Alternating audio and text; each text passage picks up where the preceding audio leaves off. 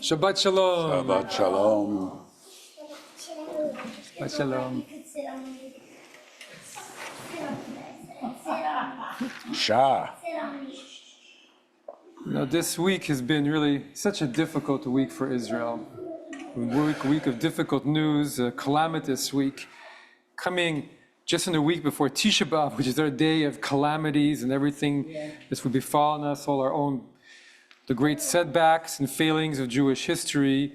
We've seen Israel's diplomacy in free fall, attacks mounting against Israelis throughout Europe and around the world, and all these terribly concerning stories from Gaza and the humanitarian crisis there. So our Parsha this week, as I was reading it amidst all of this going on, and I'm reading the Parsha, and this is the beginning of the book of Deuteronomy, Moses' final speech to the people before they enter the promised land.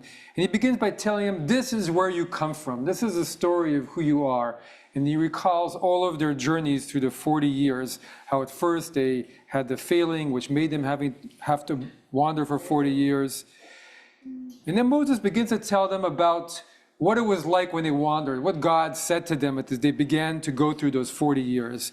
He says, you are now passing through the territory of Moab, so you can be close to the Ammonites, people from back then. Do not harass them or start a fight with them, because it was too dangerous. They're wandering through another people's land. And then they're about to go to another land, and they said, well, those you have to engage in battle. And then they're going to go to another land and say, well, those you make an offer for peace.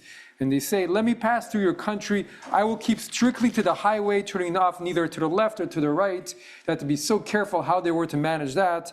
And they came to another country. They had to commit to buy their food. That was the only way they'd be able to survive.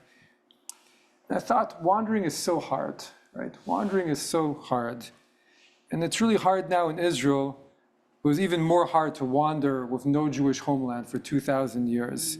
To be in other people's lands, passing through, who is friendly, who is not, who you have to be very wary of, who you have to make sure you buy their wares, and how good it is to have our land.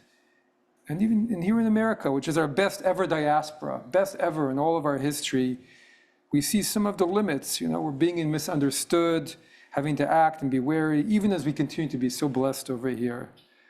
But how goodly it is to have a land, and how precious it is for our people who've spent so much more time on the road than we've even been in our own land, to have that land of our own. We know that it's there. And how long we waited to realize that dream for 2,000 years, as Hatikva said. And despite everything that's happening, we can still feel gratitude for all of that. In the past, if there was such rising hate against Jews manifesting, Jews would be on the road again, scrambling to find where's the next place to go to. Just this last week, Rachel and I were watching a show, We Were the Lucky Ones, about the World War II, and about Jews from Poland who, like so many, were trying to scramble out. Where do you go? And to find a visa and waiting in line for endless hours as Jews were throughout Europe, hoping to find one official who will make an exception for you and your family for whatever reason, for a miracle. And then even for the lucky ones in the show, a few of the lucky ones are on the boat Alcina, supposed to go to Brazil, but the last minute gets turned around and goes to Vichy-occupied Africa, where they're sent back towards Europe. So why it's all the more crucial for us to do all we can to keep the truest and highest vision to stay on our homeland. A homeland that the Torah says on one hand is flowing with milk and honey, in a land that swallows its inhabitants. And that the rabbis teach us it's lost because of baseless hatred. And in the case of the first temple, because the Jerusalemites had gone into degradation and moral ethical corruption. So the Shabbat before Tisha B'Av is called Shabbat Chazon, Shabbat of vision. And we try and find that clearest vision that we can find to remember who we are, where we come from, to remember how precious it is to have our land and all the gifts that comes, even for us here. If we didn't have that land, how differently we would all feel. And how gracious and happy we are to have temples where we can pray safely in God's presence, and miracles present in our lives, not to be wandering.